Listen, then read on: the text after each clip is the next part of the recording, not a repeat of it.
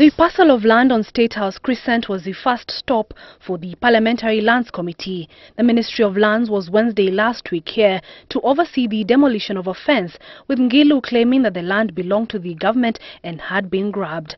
And already a new fence is going up. But the committee was not pleased by Ngilu's move. They accused both her and the chair of the National Lands Committee, Mohammed Swazuri, of not only being complacent but also playing to the public gallery in handling the matter. Yes, it could have been a government land. But we also need to be told as Kenyans, why was it previously, before the public decided to mention that, why was it that there was no hurry or there was nothing that was being done? So the ball still stands at Ngilu. Why she had to run there, and within one day she was able to give a contract to someone to go and erect the fence. In fact, I'm even wondering whether due diligence was done even to give that, to award that contract. So therefore, it's like we are making a mistake plus another mistake to make it right.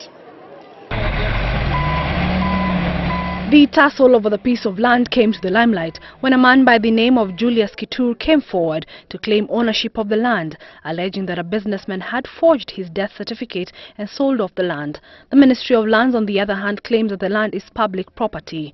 The committee has now given Ngilu a 7-day notice to appear before it. Kuna utaratibu. Lazima wakuye katika kamati ya bunge, watuelezee ni nini wanafanya. Kama hatutaridhika, kuna process ama kuna njia ambayo huwa tunatumia kama bunge, ama tunaweza kuuliza rais aanze kutafuta mbinu za kuwatoa, kwa sababu kuna Wakenya wengine ambao wana uwezo wa kufanya kazi kuliko wao. The committee would also tour the land being claimed by the Kenyatta University and people who have been occupying it. We have seen letters of allotment that have been given to these settlers. We have seen even the plans for this particular area. And in our own conviction, even before we make a report, it is impossible that we can afford to evict and demolish, these people and demolish the developments. Kenyatta University had written to the National Lands Commission for intervention after land belonging to the university was grabbed by a private developer.